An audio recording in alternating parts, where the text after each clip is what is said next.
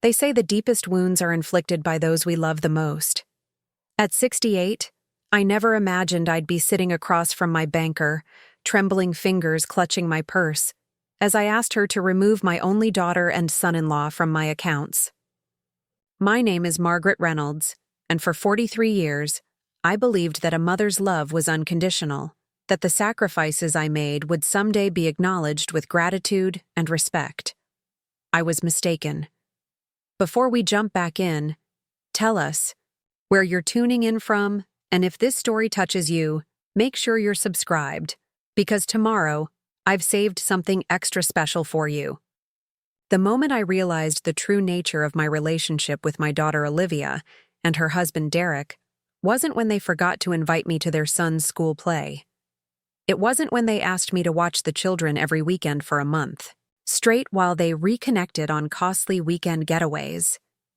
It wasn't even when they moved me from the dining room to a folding table in the kitchen during Thanksgiving dinner, because they needed space for Derek's business associates. No, it was when I overheard them in the garden during my 70th birthday party, a modest gathering they had reluctantly hosted after my sister Catherine insisted. I had stepped out for some fresh air, feeling overwhelmed by the forced smiles and perfunctory conversation, when I heard Derek's voice floating from behind the large oak tree. "We should start looking into Silver Meadows," he said in that authoritative tone he always used when discussing my affairs. "Her forgetfulness is getting worse, and frankly, I'm tired of checking in on her 3 times a week." "Mom would never agree to a retirement home," Olivia replied, her voice dropping to a whisper. "You know how stubborn she is about her independence." "She doesn't need to agree," Derek said with a dismissive chuckle that chilled my blood. "The house is worth at least $400,000 in this market. If we get power of attorney, we could sell it, use some for the home, and finally renovate our kitchen with the rest. That disaster of a bathroom in the master suite needs to go too." "But how would we get power of attorney?" Olivia sounded concerned, but not, I noted with a stab of pain, because she objected to the idea itself. "Dr. Winters is an old college buddy of mine," Derek replied. "I'm sure he could help document some cognitive issues. Your mom's been a little confused lately anyway. Remember how she couldn't find her glasses last week? They were on her head," Olivia laughed, and the casual cruelty in that laugh shattered something fundamental inside me. I stood frozen behind the hydrangea bushes I had lovingly tended for decades, my birthday cake sitting undigested and heavy in my stomach. The forgetfulness they referred to had been nothing more than ordinary. Senior moments, misplaced keys, occasionally mixing up my grandchildren's names, or forgetting to return a phone call. Nothing remotely approaching dementia or incapacity. The checking in that Derek found so burdensome consisted of brief, hurried visits where he barely crossed my threshold, usually when he needed something, my signature on documents I was never given time to read carefully, permission to temporarily borrow my late husband's treasured tools, which never found their way home, or access to my basement for storage of their endless belongings. As for my house being their retirement plan, the modest 3-bedroom ranch that my husband James and I had purchased 42 years ago, where we had raised Olivia, celebrated milestones, and where James had spent his final days battling cancer, the thought of them calculating its value while I stood only yards away celebrating my birthday made me physically ill. I retreated silently to the bathroom, locked the door, and stared at my reflection. The face looking back at me belonged to a woman I barely recognized, someone who had allowed herself to become a convenience, an ATM, and now potentially a source of real estate profit for her own child. When had I surrendered my dignity so completely? Perhaps it began after James died 7 years ago. The crushing grief had left me vulnerable and desperate for connection. Olivia and Derek had swooped in with offers of help, managing my finances, suggesting investments, offering advice on everything from which car to buy to which medications I should take. At first, Their interest had seemed like love. I had been so grateful, so touched, that they wanted to be involved in my life. Now, I understood it had been the beginning of a slow, calculated takeover. Death has a way of clarifying things, and losing James had left me not only heartbroken, but also solely responsible for our financial affairs, something James had primarily handled throughout our marriage. "Mom, you don't need to worry about any of this," Olivia had said, patting my hand at James's funeral reception while Derek nodded sympathetically beside her. "We'll help you figure everything out." And I had let them. That was my first mistake. Within months, Derek had convinced me to add both him and Olivia as signatories on my accounts. "Just in case something happens, Mom, it's prudent planning." They had suggested I sell my sensible sedan for a smaller, less reliable car, because you hardly drive anymore. They had encouraged me to simplify by selling the lakeside cabin James and I had purchased for our retirement. The property had tripled in value, and maintaining 2 properties is just too much for you now. Each suggestion had been presented as loving concern. Each decision had been framed as being for my benefit. And with each concession on my part, their control had grown while my independence had diminished. The most substantial financial entanglement had begun 3 years ago when Olivia and Derek's business hit a rough patch. They owned a high-end furniture store called Modern Heritage that catered to the wealthy neighborhoods in our suburb of Portland. A combination of poor inventory decisions and an economic downturn had left them struggling to maintain their elegant storefront in the most expensive retail district. "It's just a cash flow issue, Mom," Olivia had explained over coffee at my kitchen table. "The business is fundamentally sound, but we need to get through the next 6 months. The rent is killing us, but we can't move locations without damaging our brand." "How much do you need?" I had asked, already reaching for my checkbook. "60,000 would get us through," Derek interjected, having clearly anticipated this. Question: "We'll pay you back with interest once we're back on our feet." $60,000 represented nearly a third of my liquid savings, but I wrote the check without hesitation. These were difficult times, and families helped each other. James would have wanted me to support our daughter's business. At least, that's what I told myself. 6 months later, when the loan remained unpaid, I gently inquired about repayment. "Things are still tight, Mom," Olivia had said, not quite meeting my eyes.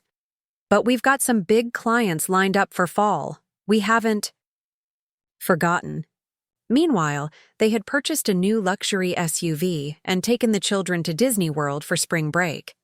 When I noted this apparent contradiction, Derek explained that the car was a necessary business expense for client relations, and the vacation had been mostly covered by credit card points.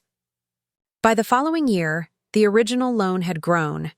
They needed help with their mortgage for a few months. Then private school tuition for my grandchildren became an unexpected burden. Then their home needed a new roof. Each request came with promises of repayment soon and reminders of how much they did for me, driving me to doctor's appointments, including me in holiday gatherings, checking in on me constantly. The truth was, I drove myself to most appointments. I was included in holidays largely as a babysitter and provider of traditional dishes. And those constant check-ins had dwindled to brief, utilitarian interactions. Still, I continued to help, draining my savings and eventually taking a reverse mortgage on my home to provide them with another $100,000 for a game-changing inventory opportunity. I had worked as a librarian for 40 years, living modestly and saving diligently alongside James's income as a civil engineer. We had planned carefully for a comfortable but not luxurious retirement. Now those plans were disintegrating as my resources flowed one way toward supporting Olivia and Derek's lifestyle. But hearing them casually discuss putting me in a home while liquidating my remaining asset, that was the moment everything crystallized. Standing in my bathroom during my own birthday party, I made a decision. Preparing and narrating this story took us a lot of time, so if you are enjoying it, subscribe to our channel. It means a lot to us. Now back to the story. If I wasn't family enough to be treated with basic dignity and respect, perhaps I wasn't family enough to keep funding their comfortable life. The following Monday, I called my bank and scheduled an appointment with Gloria Watkins, a personal banker who had known James and me for years. I also contacted Timothy Hayes, an elder law attorney recommended by my sister Catherine, and made arrangements to meet him. "Margaret, it's lovely to see you," Gloria said warmly as I settled into the chair across from her desk. "What can I help you with today?" "I need to make some changes to my accounts," I said, my voice steadier than I had expected. "I want to remove my daughter Olivia and her husband Derek as signatories on all my accounts. I also want to understand what transactions they've initiated over the past 5 years." Gloria's professional demeanor didn't slip, but I caught the flicker of concern in her eyes. "Of course I can help you with that. May I ask if everything is all right?"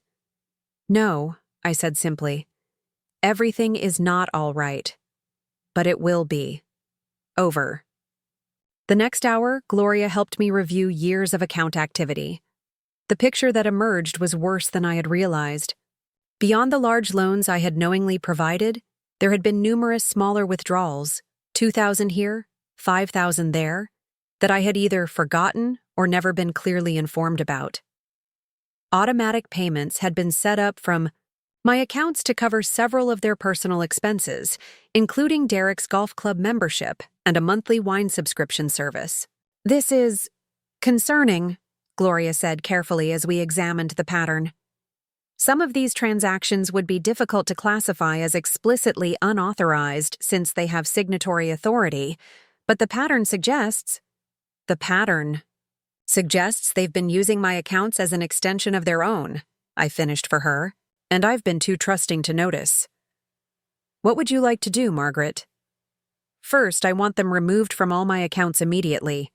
Second, I want to open new accounts they don't know about and transfer most of my remaining funds there. Third, I want to understand what options I have for addressing the unauthorized withdrawals." Gloria nodded, her expression both sympathetic and resolute. "We can definitely take care of the first 2 items today. For the third, you might want to consult with your attorney, as there are both legal and family considerations." "I'm meeting with an attorney tomorrow," I assured her.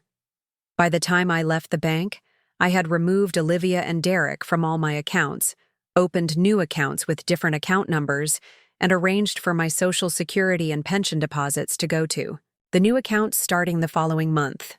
I had left only a few $1,000s in the original accounts, enough to avoid overdrafts from any outstanding checks or automatic payments I might have forgotten, but not enough to tempt further significant withdrawals.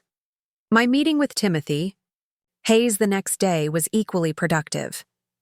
After reviewing my situation, he advised me on several protective measures and helped me draft a new will and advance directives that named my sister Catherine, not Olivia, as my healthcare proxy and financial power of attorney. "What you're describing sounds like financial exploitation," Timothy said frankly. "It's unfortunately common with older adults, even from family members. We can take legal action to attempt recovery of misappropriated funds if you wish, but many clients prefer to focus on protection going forward rather than litigation against family." "I don't want to sue my daughter," I said, the words painful to speak aloud. "But I do want to protect what I have left." Timothy nodded understandingly. "Then let's focus on creating strong boundaries. I also suggest you get a comprehensive medical evaluation documented with your primary physician to clearly establish your cognitive capacity. If they're already talking about declaring you incompetent, we want solid, recent medical evidence. To the contrary." I followed his advice, scheduling appointments with both my longtime physician, Dr. Eleanor Chen, and, at Timothy's suggestion, with a geriatric specialist for cognitive assessment. Both evaluations confirmed what I already knew. I was a healthy, mentally sharp 68-year-old woman with normal age-related changes, but no cognitive impairment. Armed with these medical records, new legal documents, and secured finances, I felt prepared for the confrontation I knew was coming. I didn't have to wait long. 3 days after my bank visit, Olivia called in a panic. "Mom, something's wrong with your accounts. Derek tried to transfer money for your property taxes, and the bank said he's no longer authorized." I took a deep breath, steadying myself. "That's correct, Olivia. I've removed both of you from my accounts." The silence on the other end lasted several seconds. "You? Why would you do that?" "We were helping you manage your finances." "Were you?" "Because from my perspective, it looks like you were helping yourselves to my finances." Another pause. "What are you talking about? Everything we've done has been to help you." "Olivia," I said, keeping my voice calm, "I know about the unauthorized withdrawals. I know about the automatic payments for Derek's golf membership and wine club, and I know about your plans to put me in Silver Meadows and sell my house." "What? How did you—" She stopped abruptly. "Mom, you must have misunderstood. Derek, and I would never—" "I heard you both discussing it at my birthday party," I interrupted. "Behind the oak tree. You weren't exactly whispering." This time the silence stretched even longer. When Olivia spoke again, her voice had changed from defensive to conciliatory. "Mom, if you overheard something, it wasn't what you thought. We only want what's best for you. You've seemed more forgetful lately, and we worry about you living alone in that big house." "Concerned enough to have Derek's college buddy declare me incompetent?" I asked. "Concerned enough to already calculate how my house sale could fund your kitchen renovation?" "This is ridiculous," Olivia sputtered. "You're twisting everything. After all we've done for you." "And what exactly have you done for me, Olivia? Besides taking over $200,000 of my retirement savings for your business and lifestyle? Besides setting up automatic payments from my account for your personal expenses? Please, tell me what I'm missing." "We're your family. We check on you. We include you in holidays. We help manage your affairs." "You check on me when you need something. You include me in holidays by seating me at a folding table in the kitchen and asking me to watch the children while you socialize. And you manage my affairs by treating my accounts as an extension of your own. That's not family, Olivia. That's exploitation." I could hear her breathing quicken on the other end of the line. When she spoke again, her voice had hardened. "Derek was right about you. You've changed, Mom. You've become bitter and suspicious. Maybe you do need someone managing your affairs if you're going to make irrational decisions like this. I've had comprehensive cognitive assessments with 2 different doctors in the past week," I informed her. "Both confirm I'm perfectly competent. I've also changed my power of attorney and healthcare proxy to Aunt Catherine. So unless you're planning to contest multiple medical professionals and forge documents, your plan to declare me incompetent won't work." "Plan? There was no plan. You're acting crazy, Mom." "I'm acting like someone who finally recognizes she's been taken advantage of," I corrected her. "I've also consulted an attorney about the unauthorized withdrawals from my accounts. He believes we have a strong case for financial exploitation if I choose to pursue it." You'd sue your own daughter?" Olivia's voice rose in disbelief.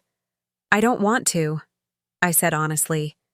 "What I want is acknowledgement of what you've done and a plan to repay the money you've taken. Not all at once, but over time." Olivia laughed, bitterly. "You want us to repay over $200,000? That's impossible and you know it. Our business is just starting to stabilize." "Yet you can afford a new kitchen and bathroom renovation," I noted. "Interesting priorities." "Those renovations would increase our home value. It's an investment." "So is my retirement security," I countered. But apparently, that wasn't important to you. The conversation deteriorated from there. Olivia cycled through denial, justification, guilt-tripping, and finally, threats. By the time we hung up, It was clear there would be no easy resolution. Derek called next, his tone oscillating between condescending concern and barely veiled aggression. "Margaret, you need to reconsider this rash decision," he began. "Olivia is devastated that you would think we've done anything improper. Everything we've done has been with your best interests at heart. My best interests wouldn't include draining my retirement savings, setting up automatic payments from my account for your personal expenses, or plotting to declare me incompetent and sell my home," I replied calmly. "Those are outrageous accusations," he blustered. "We were discussing theoretical future scenarios, not making plans. And any money we borrowed was for the family business. A business that provides for your grandchildren's future. A business that apparently can't provide enough to repay loans, yet somehow funds luxury cars and vacations," I observed. Derek's voice hardened. "You know, Margaret, Olivia warned me years ago that you could be difficult and judgmental, but I always defended you. Now I see she was right. If this is how you want to play it, fine. But don't expect to see much of your grandchildren going forward." The threat struck its intended target. My grandchildren, 10-year-old Emma and 7-year-old Liam, were my greatest joy. The thought of losing connection with them was almost unbearable. "You would use innocent children as pawns?" I asked, my voice finally breaking. "You're the one turning family into a business transaction," Derek retorted. "Actions have consequences, Margaret. Remember that." After hanging up, I sat in my kitchen, the same kitchen where I had written so many checks to support them, and finally allowed myself to cry. Not delicate tears, but deep, racking sobs that felt torn from somewhere primal within me. I cried for the daughter I thought I had raised, for the relationship I had believed in, for the grandchildren who might now be kept from me, and for my own blindness and complicity in enabling this situation. Then, as the sobs subsided, another emotion began to surface: determination. I had spent my entire adult life caring for others. I had raised my daughter, supported my husband through his career and then his illness, served my community through my work at the library, and now devoted much of my time to my grandchildren. But somewhere along the way, I had forgotten to advocate for myself. That ended today. I dried my tears, straightened my shoulders, and began to plan. If Olivia and Derek thought they could intimidate me into returning to the status quo, they were about to discover a side of Margaret Reynolds they had never encountered before. First, I called Catherine and explained everything. My sister's outrage was validating and her support immediate. "Those ungrateful, scheming—" she sputtered. "Maggie, you should have told me sooner. James would be turning in his grave if I knew how they've treated you." I was embarrassed, I admitted. I felt foolish for not seeing it earlier. "Nonsense," Catherine declared firmly. "You saw what you expected to see. A loving daughter, not a financial predator. The shame is entirely hers, not yours." With Catherine's encouragement, I also called my two closest friends from my library days, Elaine and Dorothy, and shared my situation. Their support further strengthened my resolve. Dorothy, whose son had struggled with gambling addiction years earlier, particularly understood the painful renegotiation of family boundaries. "It will get worse before it gets better," she warned me gently.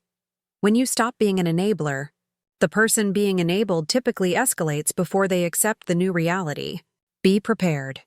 She was right. Over the next 2 weeks, Olivia and Derek launched a multi-pronged campaign to regain control. They attempted to gaslight me by telling mutual acquaintances I was becoming paranoid and confused.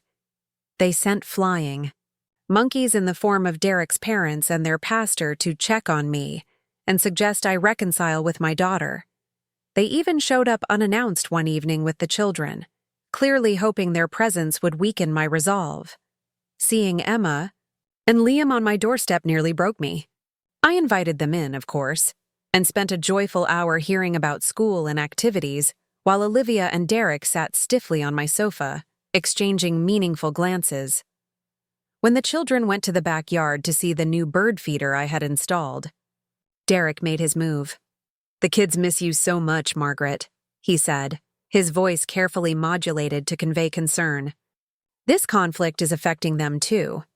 Surely we can find a solution that keeps you in their lives regularly." The manipulation was so transparent it almost would have been comical if the stakes weren't so high. They were literally using my grandchildren as bargaining chips to regain access to my finances. I would never let any conflict between adults affect my relationship with Emma and Liam, I replied evenly. "They are always welcome here. In fact, I'd be happy to have them over regularly while you and Olivia have date nights. No need for expensive babysitters." Olivia frowned, realizing her leverage was slipping. "That's generous, Mom, but we were thinking more about resolving the underlying issues. We're family, after all. Families share resources."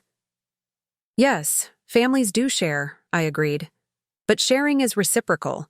It's not one person giving while others continually take." "So you're saying you'll keep the children from seeing their grandmother unless we pay you?" Derek asked, deliberately mischaracterizing my position with calculated outrage. "I never thought you'd stoop to extortion, Margaret." I looked him directly in the eyes. "That's not what I said, and you know it. I will never use the children as leverage, unlike some people in this room."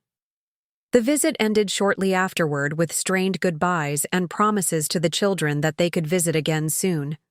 After they left, I contacted Timothy Hayes again to update my will with specific provisions for Emma and Liam's education and specific exclusions preventing Olivia or Derek from managing any funds I left for the children. The final confrontation came a month later when I received notice that Olivia and Derek had filed a petition for guardianship over me, claiming I was no longer capable of managing my own affairs. The evidence they provided was flimsy. A few text messages where I had made typos, testimony from Derek's friend Dr. Winters who claimed I had seemed disoriented during a brief encounter at the grocery store, and their own statements about my paranoid accusations and irrational financial decisions. Thanks to Timothy's foresight in having me undergo thorough cognitive assessments, the petition was quickly dismissed. The judge, an older woman with shrewd eyes, seemed particularly unimpressed by their claims given the timing of my financial disentanglement. "It appears to this court," she noted dryly, "that Mrs. Reynolds was sufficiently competent when providing substantial financial assistance to the petitioners over several years, and only became incapacitated in their view when she chose to establish boundaries around that assistance." Petition denied. After the failed guardianship attempt, an uneasy silence fell between us. Olivia and Derek retreated to lick their wounds and presumably devise new strategies, while I focused on rebuilding my life and securing my future. The experience had shaken me to my core, but it had also awakened something I had forgotten existed: my sense of self-worth and independence. I began with small changes. I repainted my living room a rich, warm terracotta that James had always admired, but I had been too cautious to try. I joined a twice-weekly Tai Chi class at the senior center, where I met Harriet, a feisty 75-year-old former civil rights attorney who had no qualms about calling things as she saw them. "Financial elder abuse is just another form of domestic violence," she declared over coffee after our third class together. "The victims feel shame. The perpetrators rely on that shame to maintain control, and society often looks the other way because it's uncomfortable to acknowledge." Her bluntness was refreshing after months of Derek's smooth manipulations and Olivia's emotional blackmail. Harriet had represented several elderly clients in cases against exploitative family members and offered both practical advice and emotional validation. "The hardest part for my clients was always the isolation," she told me. "When adult children limit access to grandchildren or spread rumors about cognitive decline, many seniors give in rather than fight because the alternative seems worse." "I worry about that too," I admitted. "I haven't seen Emma and Liam in over a month now, Olivia doesn't answer when I call, and my texts receive only brief, non-committal responses. Harriet's eyes narrowed. Document everything. Every call, every text, every attempt to maintain contact. If they're using the children as pawns, that's something the court would take very seriously if you ever needed to pursue grandparent visitation rights. The phrase, grandparent visitation rights, hit me like a physical blow. Had it really come to this, needing legal intervention to see my own grandchildren? But I followed Harriet's advice, creating a detailed log of all my communication, attempts and Olivia's lackluster responses. Meanwhile, I also focused on securing my financial future. The reverse mortgage I had taken out to provide that last large sum to Olivia and Derek had significantly reduced my equity, but the house was still my most valuable asset. After consulting with a financial advisor specializing in seniors, I decided to sell my home and purchase a smaller, more manageable condo in a pleasant community that offered independent living with optional services as needed. This decision wasn't made lightly. The house held 42 years of memories, James carrying me across the threshold as newlyweds, Olivia taking her first steps in the hallway, holiday gatherings around the dining room table, James's last weeks, in the sunroom where he could watch the birds at the feeders. But it had become clear that the house was now a source of vulnerability rather than security. As long as I owned it, Olivia and Derek would see it as their potential windfall and might make further attempts to gain control. When I told Catherine about my decision, she understood immediately. It's smart, Maggie. You're taking away their end game.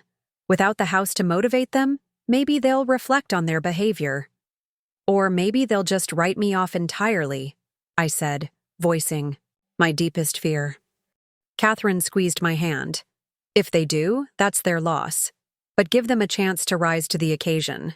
People can surprise you. I decided to tell Olivia about my decision directly, rather than letting her hear it through the grapevine. I invited her to meet me for coffee at a neutral location, the same cafe where we had once enjoyed mother-daughter outings when she was younger. To my surprise, she accepted. The Olivia who arrived at the cafe looked different from the polished, confident woman I was accustomed to seeing. She seemed tired, with subtle signs of strain around her eyes and mouth. She had lost weight, and her typically impeccable manicure was chipped and neglected. "Thank you for meeting me," I said as she slid into the booth across from me. She nodded, stiffly. "What did you want to discuss?" "I've made a decision I wanted you to hear directly from me," I began. "I'm selling the house." Her eyes widened. "Selling? But why? Where will you go?" "I've found a lovely condo in the Riverside complex. It's smaller, all on one level, and has some amenities that will make life easier as I continue to age." Olivia looked genuinely stunned. "But that's your home. Dad's home." "It was our home," I corrected gently. "And it holds wonderful memories. But it's also become a source of conflict and concern. This decision makes financial and practical sense for me." She was quiet for a moment, absorbing this information. Then her brow furrowed. "What about the equity? Will there be anything left after you buy the condo?" The question revealed that despite everything, her mind still went immediately to the financial implications for herself. I had hoped for concern about my emotional well-being in leaving our family home, but instead received a thinly veiled inquiry about her potential inheritance. "Yes, there will be some equity remaining," I said carefully. "I'll be using it to create a secure retirement fund for myself, as my previous savings were substantially depleted over the past few years." Olivia flinched slightly at the implicit reminder of where those savings had gone. "Mom, about all that? I don't want to rehash the past today," I interrupted. "I just wanted you to know about the house directly from me. The real estate agent is coming tomorrow to take photos, and it should be listed by the weekend." She looked down at her untouched coffee.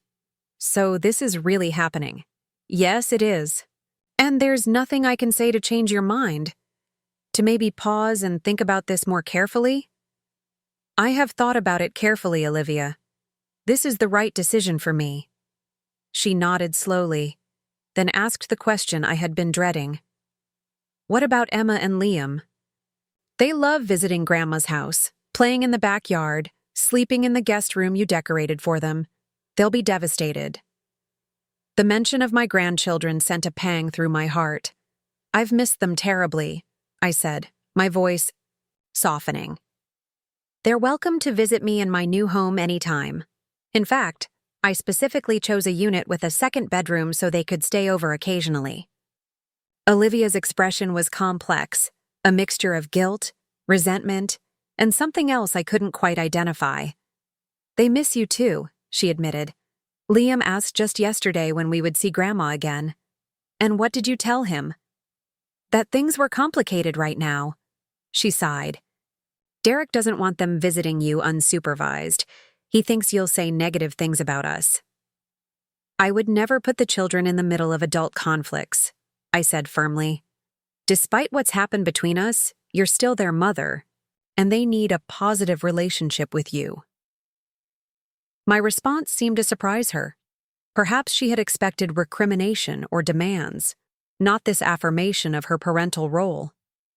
The tension in her shoulders eased slightly. Maybe, she began hesitantly. Maybe they could come see the house one last time before you sell? For closure? They could help you pack some of their favorite things that you might not have room for in the condo. It was a small olive branch, but I grasped it eagerly. I'd like that very much. We set a date for the following Saturday, and as we parted, Olivia gave me an awkward, brief hug, the first physical contact between us since the conflicts began. It wasn't reconciliation, not by a long shot, but it was a tiny crack in the wall between us. The house sold more quickly than anyone anticipated, just 11 days after listing. The real estate market in Portland was hot, and my well-maintained ranch in a desirable neighborhood attracted multiple offers above asking price. By the time Emma and Liam came to visit, I had already begun packing non-essential items. Derek remained in the car when Olivia dropped the children off, a pointed absence that spoke volumes. But the children's genuine excitement at seeing me overrode any awkwardness. They rushed into my arms, chattering about school and friends and the puppy that lived next door to them now. "Mommy says you're moving, Grandma," Emma said as we sorted through holiday decorations in the attic. "Is your new house bigger than this one?" "It's actually smaller," I explained. "It's called a condominium, and it's just the right size for one person." "But where will we sleep when we visit?" Liam asked, his small face concerned. "I have a special bedroom just for you." "Two," I assured him. "And there's a pool in the building that residents and their guests can use." "A pool!" His eyes widened with delight. "Can we swim when we visit? I can swim underwater now." "Of course you can show me your underwater swimming," I promised, silently praying that Olivia and Derek would indeed allow these visits to occur. The day passed too quickly.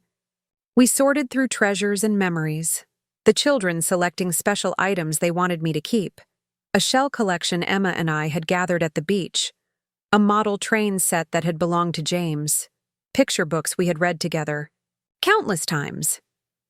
Olivia remained downstairs, ostensibly helping pack kitchen items, but really, I suspected, avoiding the emotional weight of the attic's contents.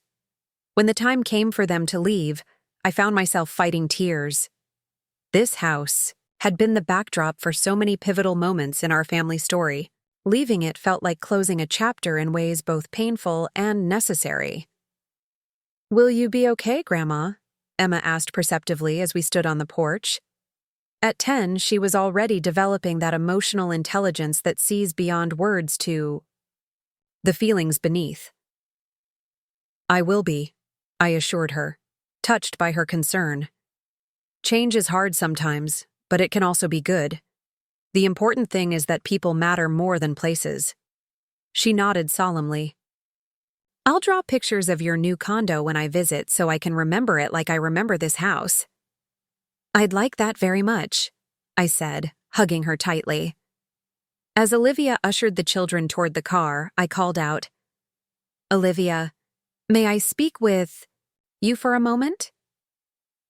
She hesitated, then told the children to go ahead to the car. She turned back to me with guarded eyes. Yes? I held out a thick manila envelope. These are some things I thought you might want. Photos of you growing up. Some of your school awards and art projects. A few pieces of my mother's jewelry I had always planned to give you someday. She accepted the envelope without opening it. Thank you. And this, I added, handing her a smaller envelope, is the front door key to my new condo, in case of emergency or... I took a deep breath. Or in case you and the children want to visit sometimes. Her fingers closed around the key, her expression unreadable. Mom, You don't need to say anything right now, I interrupted gently. Just know it's there if you want it. She nodded, slipped both envelopes into her purse and walked to the car where Derek was pointedly checking his watch. I watched them drive away, wondering if I had just seen the last of my grandchildren for months to come, or if the small thaw would continue to develop. Moving day arrived 2 weeks later. Catherine and her husband Robert came to help, along with my friends Elaine and Dorothy. Harriet surprised me by showing up with 2 strong nephews who handled the heavier furniture. The kindness of my support system overwhelmed me at times, particularly when contrasted with the absence of my only child on this significant day.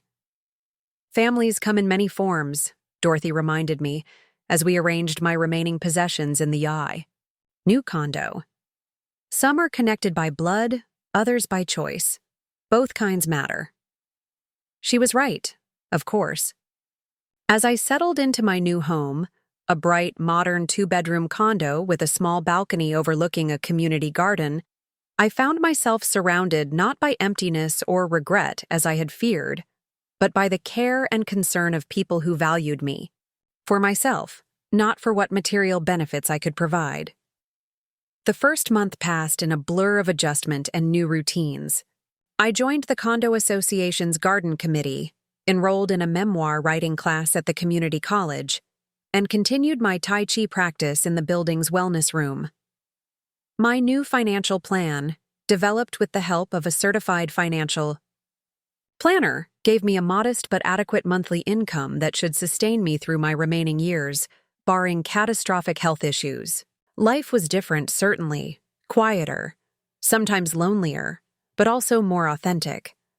I no longer walked on eggshells, worried about saying or doing something that might jeopardize my relationship with Olivia and access to my grandchildren. That relationship was already damaged.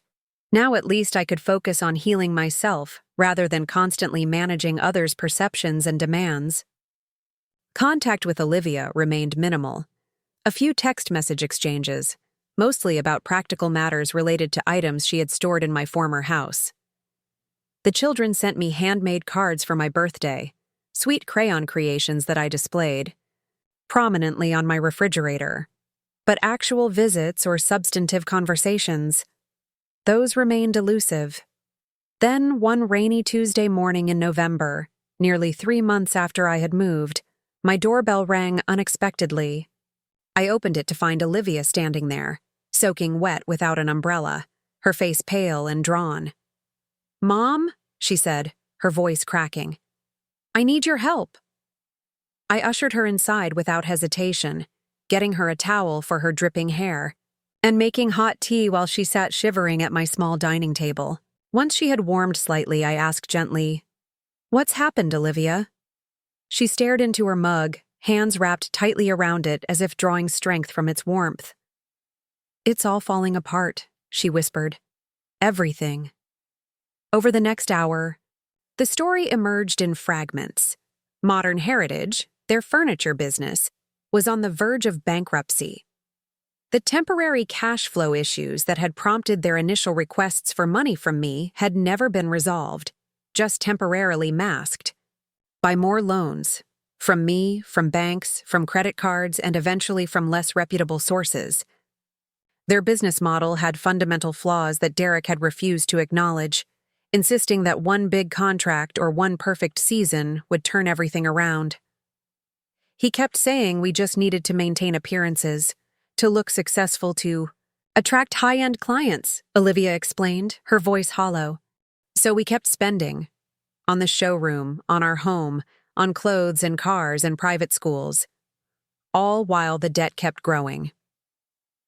The final blow had come yesterday when their main supplier had refused to extend any more credit and demanded payment of over $70,000 in outstanding invoices. Without product, they couldn't fulfill orders already taken. Without fulfilling orders, they wouldn't receive final payments from clients. It was the definition of a death spiral. Derek left last night, Olivia said, finally meeting my eyes. Just packed a bag and said he needed space to think. His phone goes straight to voicemail. His parents say they haven't heard from him. I absorbed this information silently, torn between concern for my daughter and wariness about being drawn back into their financial chaos. "I'm so sorry you're going through this," I said carefully. "What kind of help were you hoping for?" Olivia flinched slightly, perhaps hearing the implied question. Was this just another attempt to access my remaining resources? "Not money," she said quickly. "I know that's what you're thinking, and I don't blame you. But that's not why I'm here." "Then why are you here?" I asked softly. She took a shuddering breath. "I need advice, and maybe forgiveness. I've made such a mess of everything, Mom.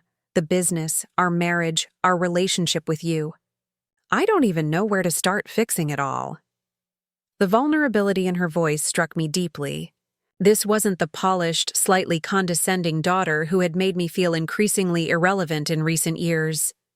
This was the little girl who used to come to me with skinned knees and broken toys, trusting that somehow I could make things right again.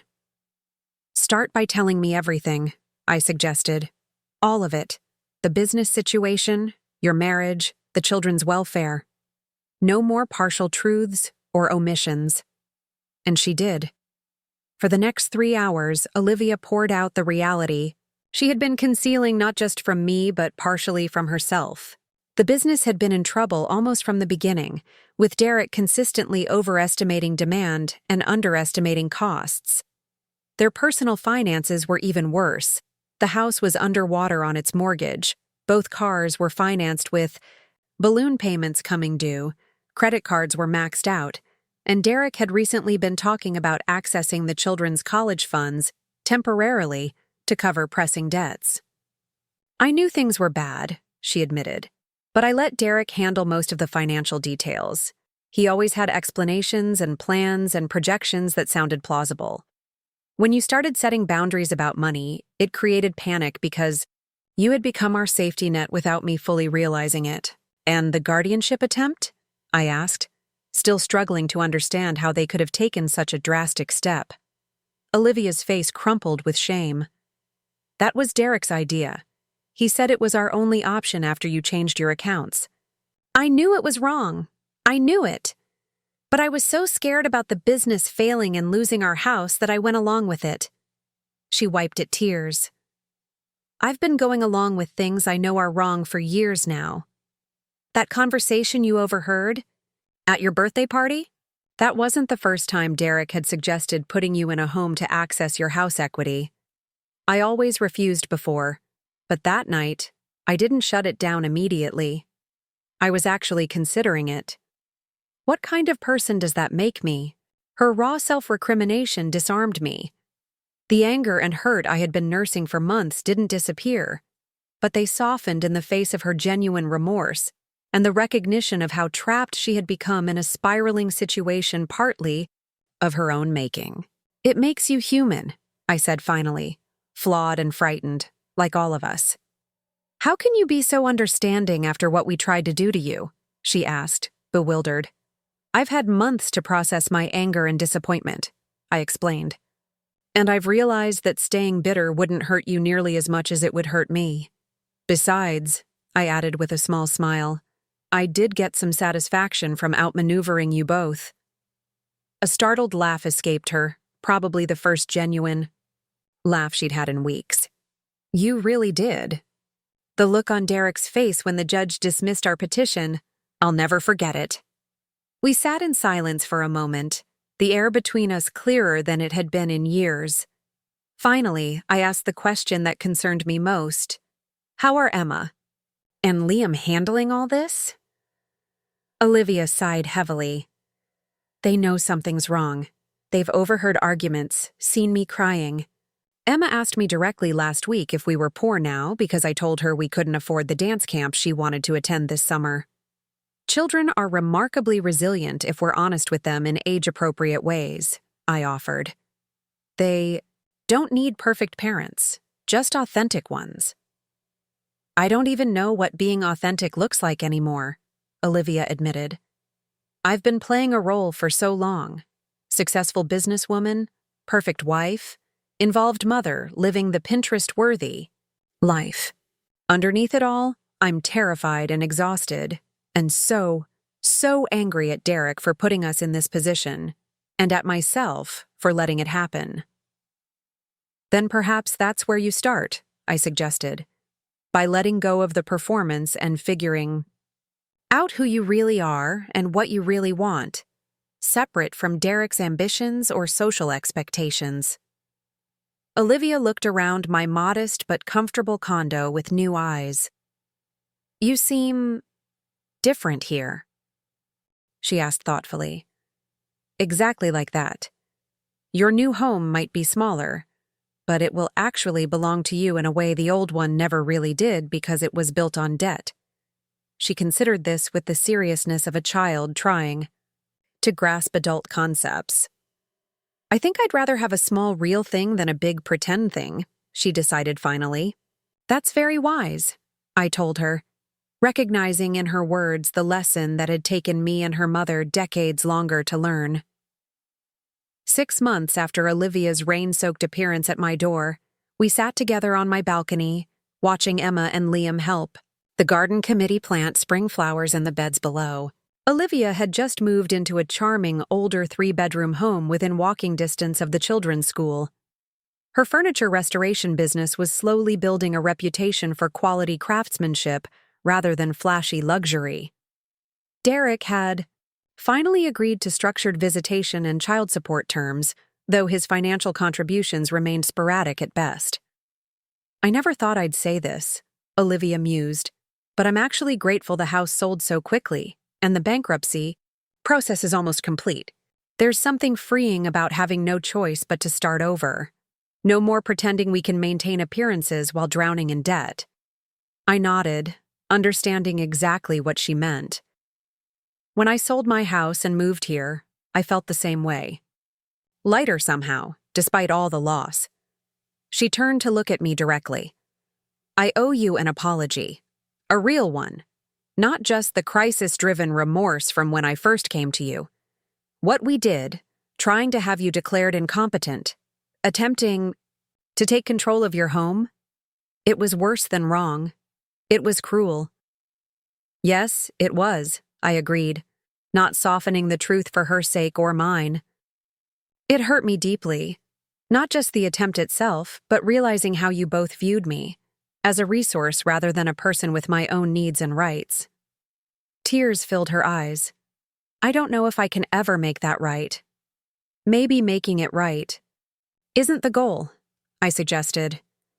Maybe the goal is making it different going forward.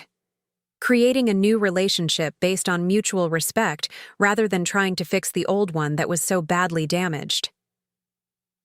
Is that possible? She asked softly. To create something new between us?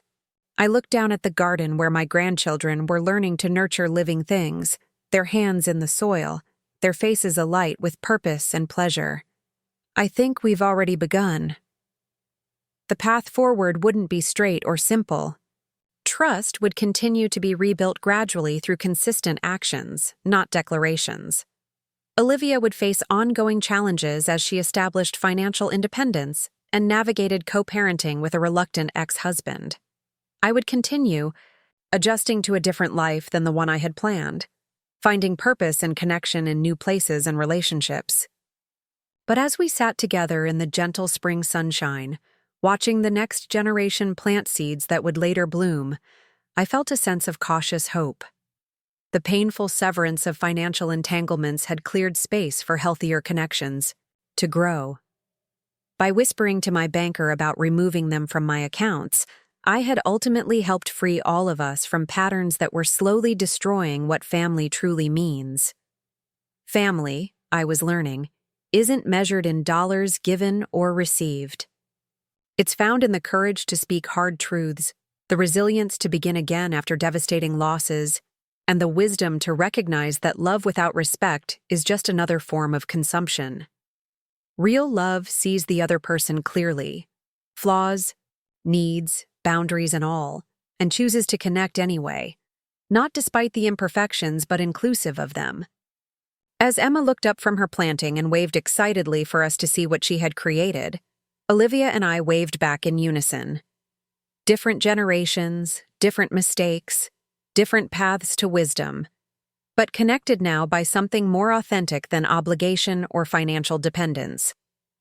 Connected by choice, by forgiveness still in progress, by the recognition that sometimes the most loving thing we can do for each other is to stop pretending and start again with truth as our foundation. 1 year after moving into my condo, celebrated my 70th birthday with a gathering that couldn't have been more different from the previous one, where I'd overheard Derek and Olivia plotting. This celebration took place in the community room of my building, decorated with colorful streamers and balloons by Emma and Liam, who had taken charge of the party planning with the seriousness only children can bring to such tasks. "Grandma, it needs 70 balloons exactly," Emma had insisted to Catherine, who wisely purchased several packages of extras to account for the inevitable popping disasters. The result was festive if slightly overwhelming, colorful orbs bouncing against the ceiling and occasionally escaping down hallways, pursued by laughing children. My circle of guests reflected the reconstruction of my life over the past year. Catherine and her husband Robert, of course. My friends from the library, Elaine and Dorothy. Harriet from Tai Chi class, who had brought her 2 nephews and their families.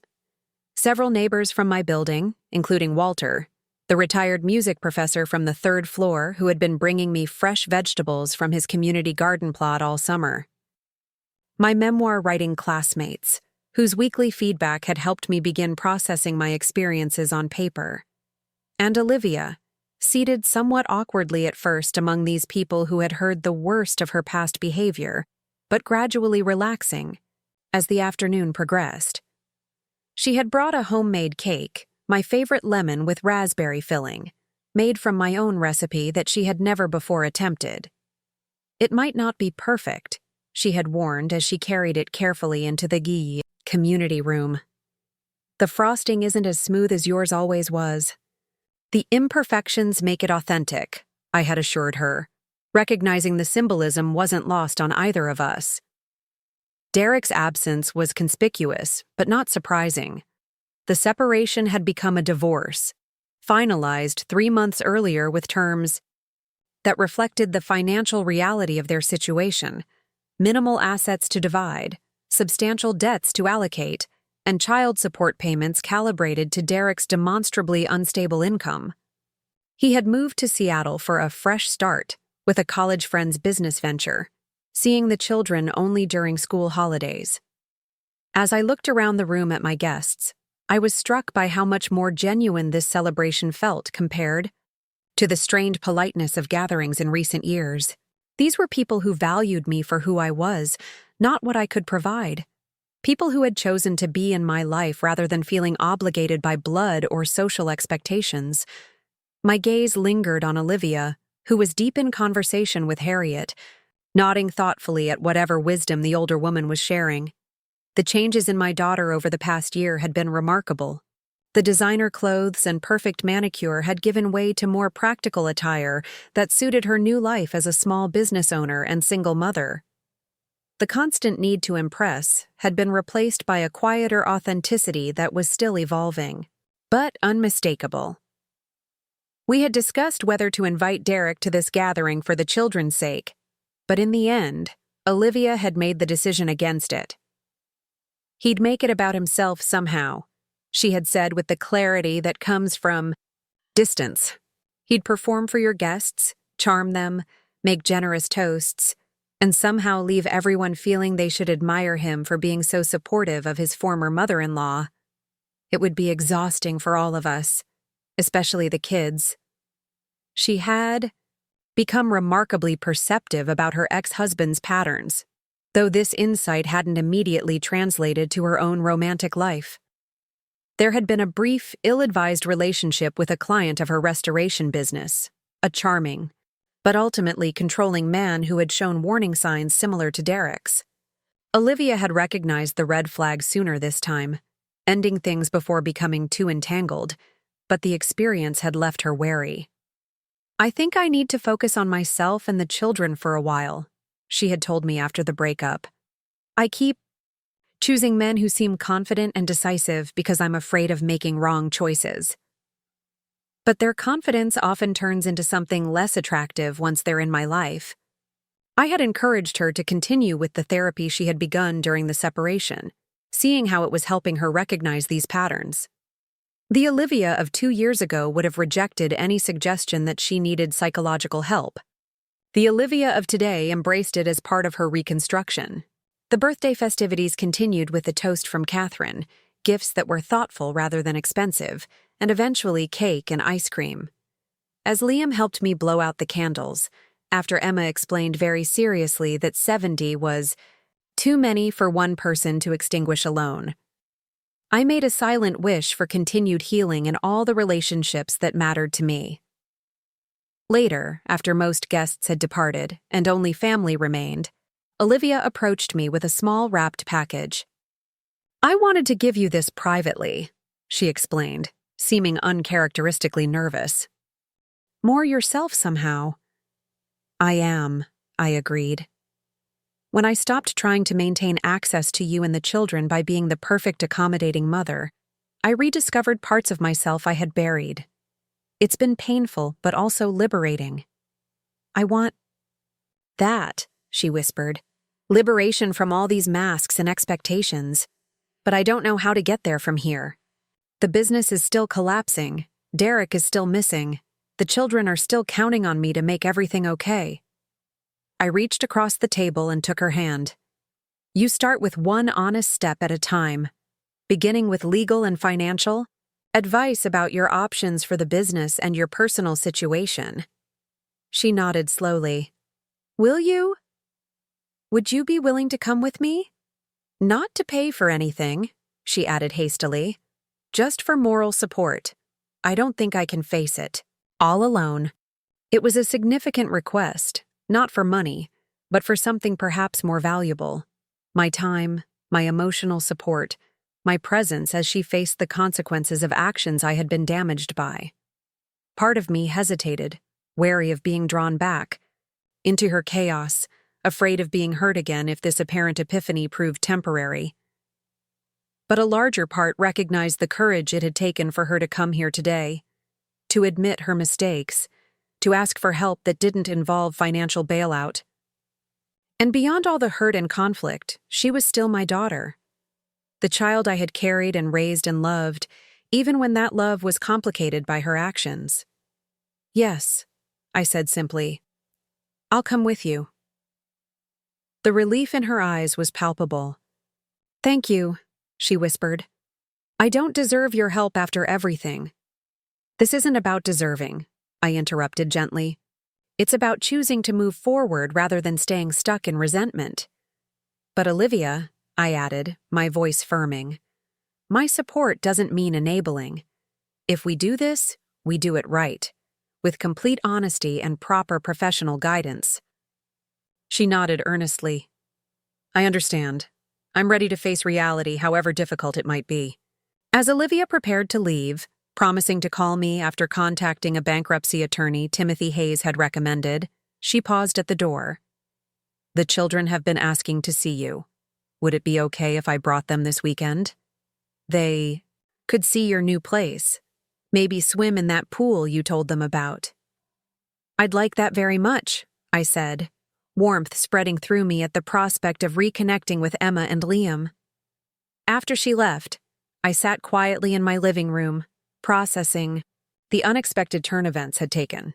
The daughter who had plotted to have me declared incompetent was now seeking my guidance in rebuilding her life from the rubble of decisions partly driven by materialism and appearances. The son-in-law who had seen me primarily as a financial resource had abandoned his family when those resources were no longer accessible, and I, who had feared permanent estrangement from my only child and grandchildren, was now being invited back into their lives, not as an ATM, but as a mother and grandmother with wisdom and support to offer. It wasn't reconciliation yet. Trust, once broken, takes time to rebuild.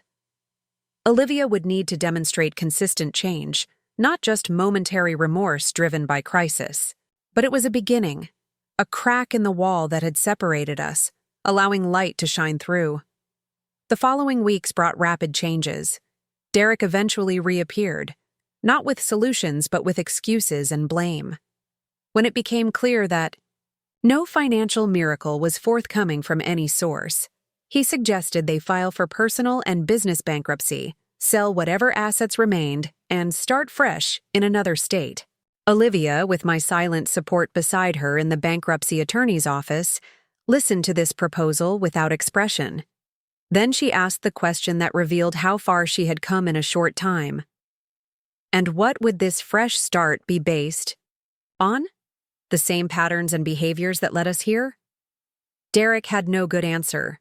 When Olivia suggested they instead pursue debt restructuring for the business, close the expensive showroom, scale back to a more sustainable model focused on custom work rather than imported luxury pieces, and commit to both financial counseling and marriage therapy, he balked. The conversation ended with him storming out of the attorney's office, declaring she had been brainwashed by me. "He'll be back when he calms down," the attorney said with the weariness of someone who had seen this scenario play out many times before. They usually are, once they realize the limited options available. But Olivia wasn't certain she wanted him back, at least not without significant changes on his part. "I've enabled his financial fantasies for years," she told me as we walked to the parking lot. "Just like we tried to claim you were incompetent when you stopped enabling us. It's a terrible pattern, and I don't want to model it for Emma and Liam anymore." Over the next month, Olivia took decisive actions that would have seemed unimaginable just weeks earlier. She closed the showroom, moved the remaining inventory to a small workshop space where she could focus on custom furniture restoration. Her true passion within the business that had been overshadowed by Derek's grander visions. She listed their too large house for sale and began looking for a more modest home closer to the children's school. Most significantly, she filed for legal separation from Derek when it became clear he was unwilling to participate in the difficult work of rebuilding their marriage on more honest terms. These changes were painful and frightening for her. There were days when she appeared at my door in tears, questioning her decisions and her ability to create stability for her children as a single mother. But there were also moments of surprising joy and discovery as she reconnected with her authentic self beneath years of performance and pretense. "I forgot I used to love restoring old furniture," she told me one afternoon as she showed me pictures of a vintage secretary desk she had brought back to life for a client. Derek always pushed for new, imported pieces with higher price tags. But there's something so satisfying about revealing the beauty that was always there beneath layers of neglect. The metaphor wasn't lost on either of us. The children adjusted to the changes with the resilience Olivia and I had hoped for, but couldn't count on. They missed their father, certainly, but seemed relieved by the reduced tension in their daily lives. Derek's visits were sporadic, often canceled at the last minute, and increasingly focused on activities that made him look good, rather than addressing the children's emotional needs. He took them to an expensive trampoline park last weekend, Olivia reported, but hasn't bothered to attend a single school conference or therapy session where we're supposed to be learning how to co-parent effectively. As for my relationship with Emma and Liam, it blossomed in unexpected ways. Without the constraints and agendas that had limited our time together before, we developed new rituals and connections. Saturday morning swim sessions in my building's pool. Sunday afternoon baking projects in my small but efficient kitchen. Quiet evenings reading together on my balcony, watching the community garden change with the seasons. When Emma confided her worries about their financial situation, I was able to reassure her without dismissing her concerns. "Your mom is making smart choices now," I told her. "They're difficult choices, but they're putting your family on a more secure path. Sometimes we have to give up things we want to protect the things we need." Like Mommy selling our house? It's not exactly a traditional gift. Inside was a handmade book, lovingly bound with a cover that incorporated fabric from James's favorite old cardigan, a piece of clothing I had given to Olivia when we were clearing out my house. "Open it," she encouraged softly. The first page contained a simple title: Accounts Reconciled. As I turned the pages, I realized what she had created: a detailed accounting of every dollar I had loaned her and Derek over the years, documented, with dates, purposes, and in many cases, copies of the actual checks or transfer receipts she must have searched for in old records. "I know it seems strange to give you a record of all the ways I took advantage of your generosity," she said hesitantly, "but I needed to acknowledge it all, to myself as much as to you. The total is there on the last page." The sum was staggering: over $320,000 over the course of 7 years. Seeing it calculated so precisely made me momentarily lightheaded. "I can't pay it back, at least not anytime soon," Olivia continued, her voice steady despite the obvious difficulty of this conversation. "But I've opened a separate account, and I'm putting in a small amount each month. It may take years, even decades, but I want you to know I recognize the debt, both financial and moral." I was speechless, turning the carefully compiled pages, with their meticulous entries. This wasn't just an accounting of money. It was an accounting of choices, of values, of the gradual erosion of boundaries I had permitted and Olivia had exploited. "I don't expect this to erase the past," she added when I remained silent. "I just want you to know that I understand now what I didn't allow myself to see then." I closed the book gently, running my fingers over the soft fabric cover that had once warmed my husband's shoulders on chilly evenings. "What made you create this?" My therapist suggested I needed to fully acknowledge the financial reality of what happened between us, not just the emotional aspects. She smiled ruefully. "At first I resisted. I said we could work on our relationship without dwelling on mere money. She asked me why, if it was mere money, had it been worth risking our entire relationship and your well-being to obtain it? That insight struck me profoundly. How many times had I minimized the financial aspects of our entanglement, telling myself that helping family was simply what mothers did? How often had I suppressed my concerns about Olivia and Derek's spending because questioning it might create conflict or distance? "The hardest part was facing how deliberately we manipulated you at times," Olivia admitted. "The emergencies that weren't really emergencies. The implied promises of repayment we never intended to fulfill. The way we made you feel selfish for having concerns." She met my eyes directly. "I'm so deeply sorry, Mom." I reached for her hand, squeezing it gently. "Thank you for this. Not just the acknowledgement, but the honesty. That's worth more than any repayment plan." "I want to do both," she insisted. "The money represents real sacrifices you made, retirement security you deserved, experiences you might have had. I can't give that back, but I can at least recognize its value." Later that night, after everyone had gone home and I was alone, in my condo, I sat on my balcony watching the stars emerge in the darkening sky. The book Olivia had given me lay open on my lap, its pages illuminated by the soft patio light. I ran my fingers over her careful handwriting, tracing the history of our entanglement in all its painful detail. There was the $60,000 initial business, loan that had never been repaid. The $35,000 for 6 months of mortgage payments during their supposed temporary cash flow problem. The $28,000 for private school tuition when the public school district just wasn't meeting the children's needs. The $47,000 for a roof replacement and home renovations that somehow expanded far beyond the original scope. And dozens of smaller withdrawals for everyday expenses that added up to thousands more. Car repairs, medical bills not covered by insurance, summer camps, holiday gifts for Derek's important clients, special furniture for their home office. Each one reasonable sounding in isolation. Each one presented as a temporary necessity, a one-time need. The pattern was painfully clear now, but I realized something important as I studied the record. I had not been merely a victim in this dynamic. I had been a participant, often a willing one. My need to feel needed, my fear of being excluded from my grandchildren's lives, my reluctance to acknowledge the growing imbalance in our relationship, all had contributed to the situation that ultimately forced such a painful reckoning. The next morning, I called Timothy Hayes, the elder law attorney who had helped me secure my finances a year earlier. "I'd like to update my estate plan," I told him. "Nothing dramatic, but I've had some important insights I want to incorporate." When we met later that week, I explained my thinking.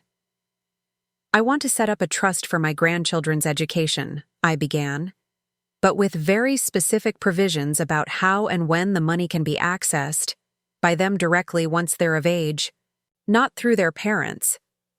Timothy nodded. "That's very common and quite straightforward to arrange."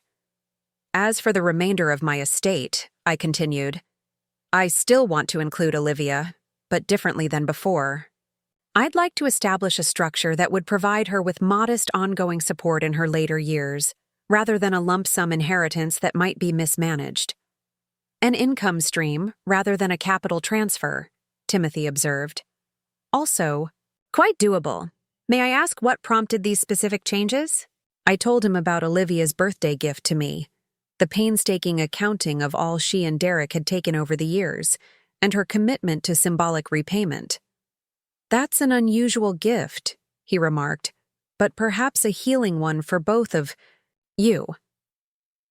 "It was," I agreed. "It helped me realize that Olivia's financial judgment is still evolving. She's making better choices now, but decades of patterns don't change overnight. I want to support her future security without enabling the old behaviors."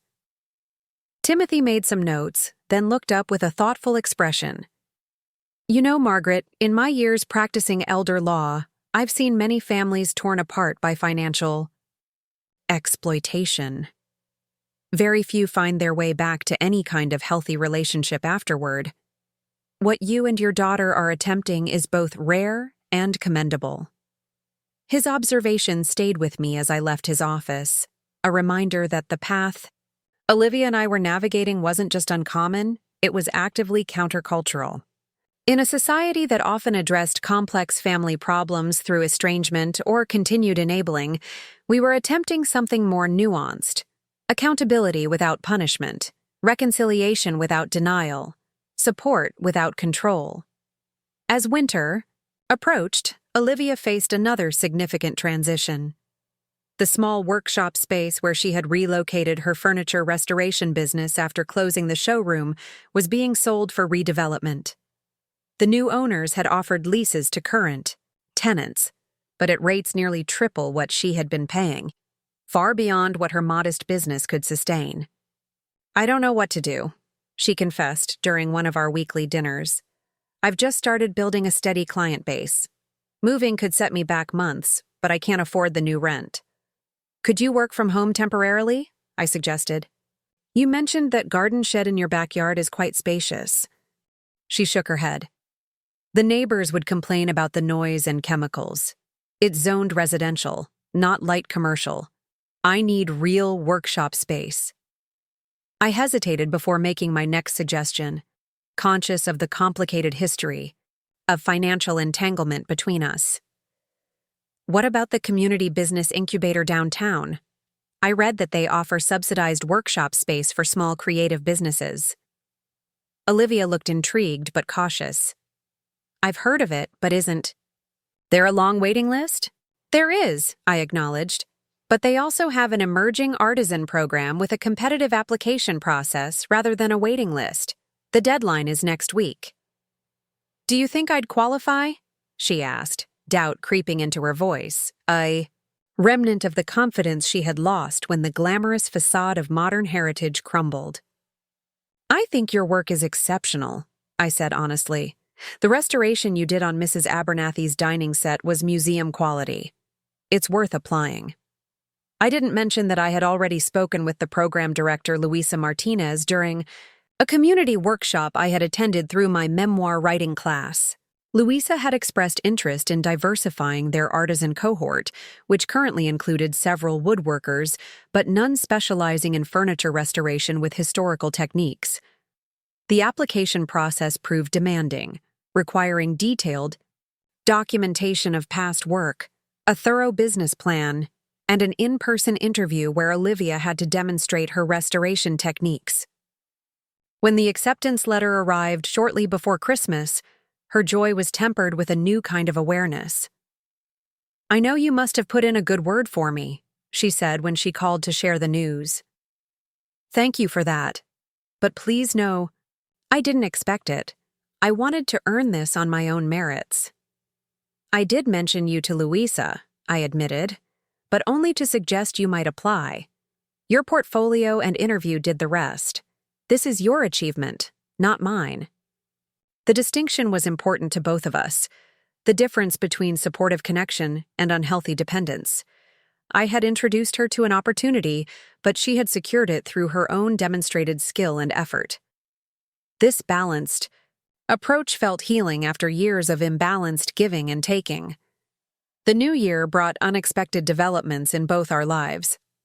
For Olivia, the business incubator provided not just affordable workspace, but mentorship, networking, and accountability that helped her business grow beyond the limitations of her partnership with Derek. She specialized in historically accurate restoration techniques for valuable antiques, a niche market with fewer clients but higher margins and more intrinsic satisfaction than the volume-based retail model Derek had pursued. For me, the surprise was more personal. Walter, the retired music professor from the third floor who had been sharing his garden vegetables, began sharing more of his time as well. Our friendship had developed gradually over shared interests: classical, music, gardening, literature, and a mutual disdain for the condo association's Byzantine parking regulations. At 73 to my 70, Walter was energetic and intellectually vibrant, with a gentle wit that often caught me by surprise.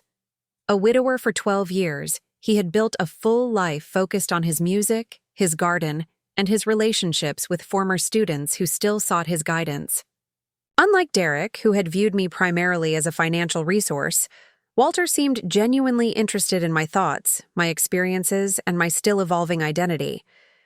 "You're quite remarkable, you know," he told me one evening as we walked back from a chamber music concert at the university.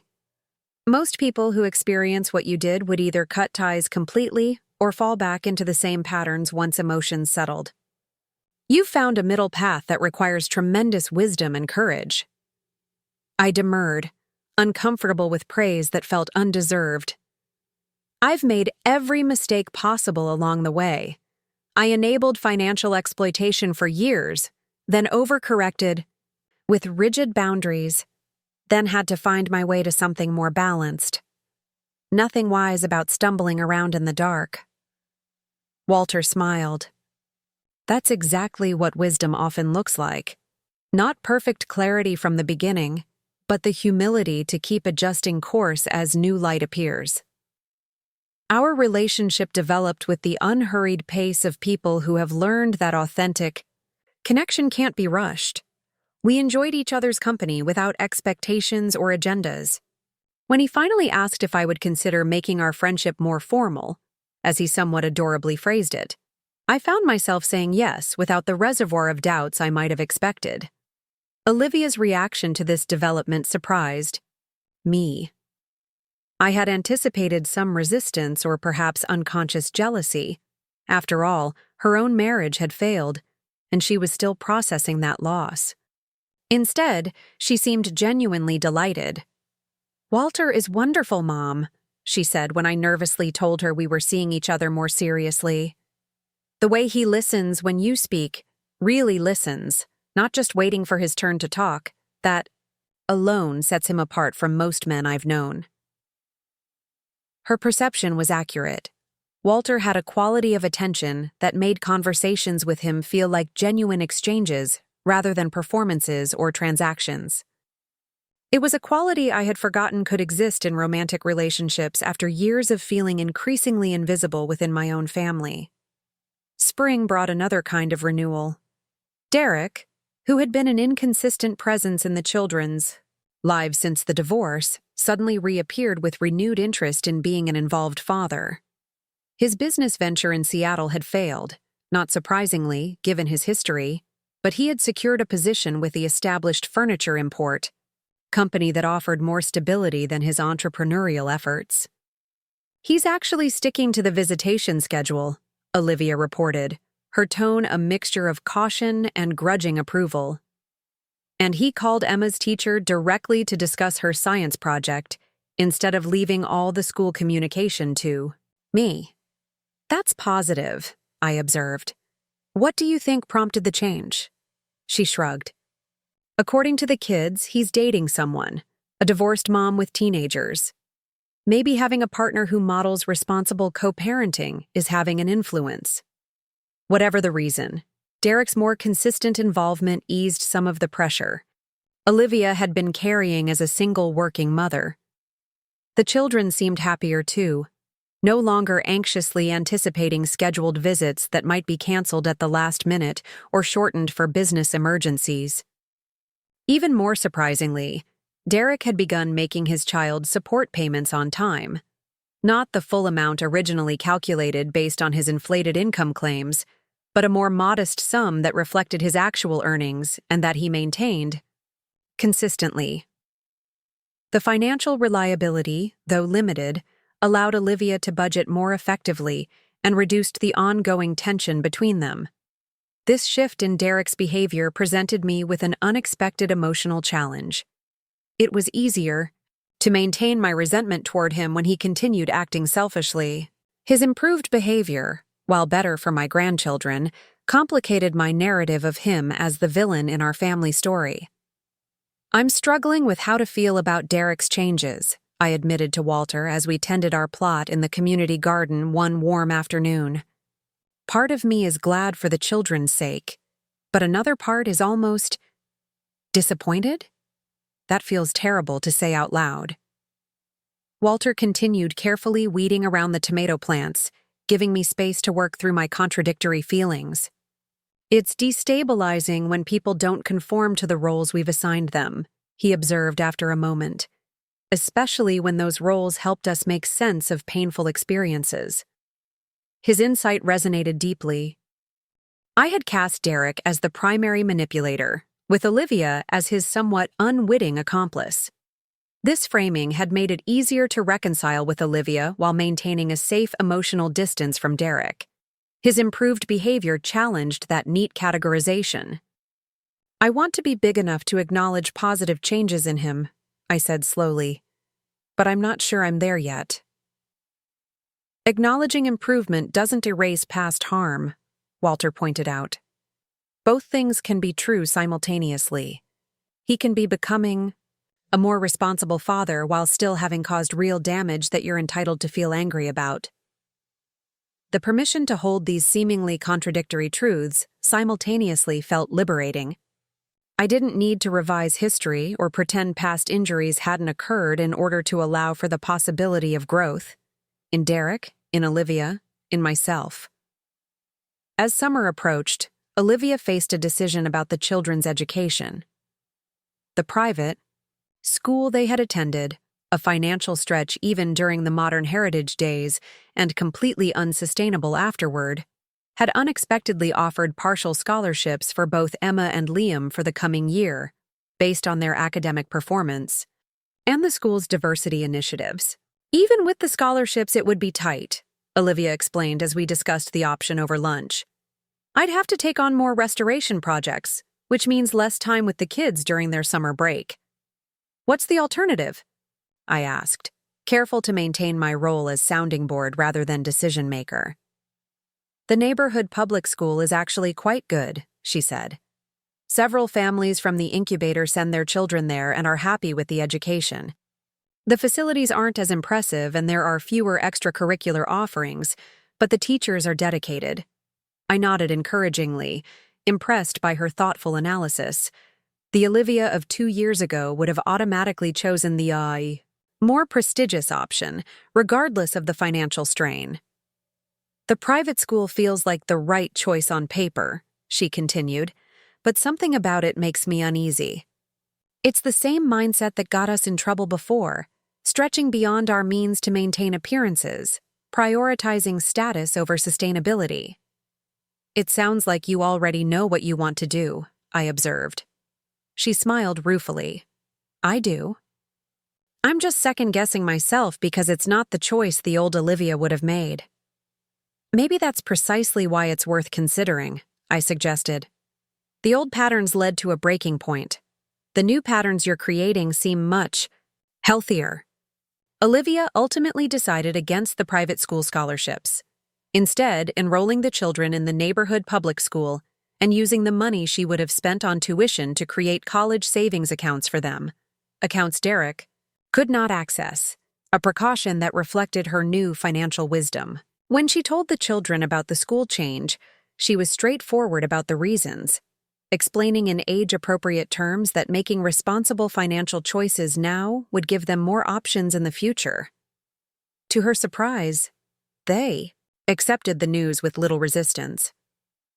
Emma said all her friends from soccer go to the public school anyway, Olivia reported with a hint of wonder in her voice.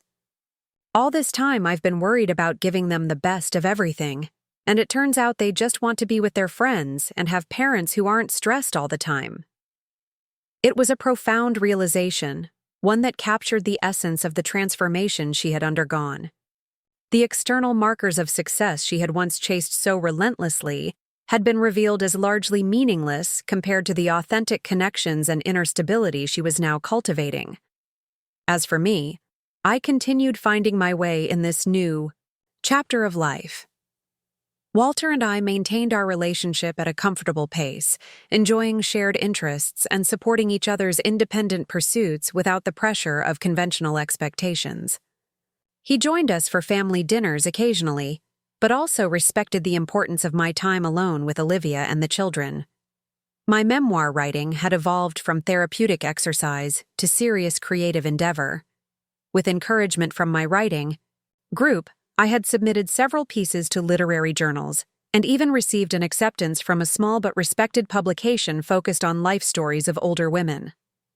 The validation was sweet, but the process itself, finding words for experiences that had once seemed unspeakable, proved even more valuable.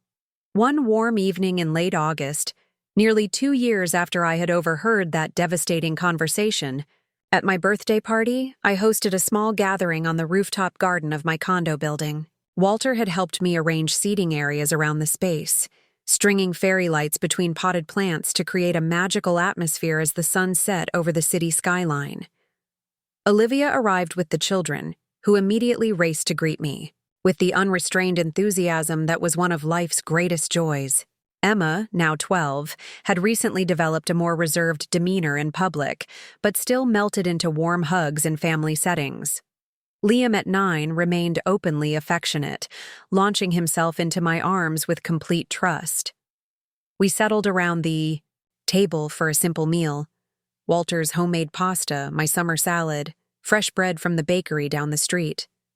As we passed dishes and poured lemonade, I was struck by the easy comfort of the moment, so different from the tension-filled family gatherings of recent years. After dinner, as the children explored the garden's hidden corners and the adults lingered over coffee, Olivia handed me a small envelope. "This isn't much," she said quietly, "but it's the first installment." Inside was a check for $500, a modest sum compared to the total she had documented in that birthday book, but symbolically significant. You don't need to do this, I told her. Your effort to build a stable life for yourself and the children is more important than repaying me. I know I don't need to, she replied, her expression resolute. I want to. Not because you've asked for it or because I think it will erase the past, but because it's part of living with integrity. I take responsibility for my choices, past and present. I accepted the check then, recognizing that refusing it would deny her the dignity of accountability she was claiming for herself. This wasn't about the money. It never really had been. It was about recognition, respect, and the reconstruction of trust through consistent actions rather than empty promises. As the evening progressed and stars appeared in the darkening sky, Walter suggested music. He had brought his portable speaker, and soon gentle jazz filled the rooftop garden. He extended his hand to me with a question in his eyes, and I rose, to join him in a slow dance between the potted plants and twinkling lights. From the corner of my vision, I saw Emma and Liam watching us with fascinated smiles. Olivia sat nearby, her expression thoughtful but not sad, perhaps contemplating her own future possibilities now that she was building a life based on authenticity rather than appearances. 2 years ago, I had stood frozen behind hydrangea bushes, overhearing plans to declare me incompetent and sell my home out from under me. The pain of that moment had been shattering, forcing me to recognize how vulnerable I had become through years of giving without boundaries. Now I moved in gentle, circles under the stars, surrounded by people who valued me for myself, not for what I could provide. The journey from that moment to this one had been difficult beyond description, full of painful confrontations, legal maneuvers, financial disentanglements, and the slow, painstaking reconstruction of damaged trust. But as Walter's hand rested lightly on my back, as my grandchildren's laughter carried on the evening breeze, as my daughter watched with eyes that now saw me clearly as a person in my own right, I felt a profound sense of gratitude. By whispering to my banker about removing them from my accounts, I had taken the first crucial step toward removing false obligations and manipulative expectations from our relationships, creating space for something more authentic to grow in. Their place. The music continued, the city lights twinkled below us, and we danced into the night. Not perfect, not completely healed, but present with each other in ways that honored both our individual boundaries and our enduring connections. It wasn't the family story I had expected to live, but it had become one I could embrace with hard-won wisdom and genuine hope for the chapters still to be written. Up next, you've got 2 more standout stories right on your screen. If this one hit the mark, you won't want to pass these up. Just click and check them out.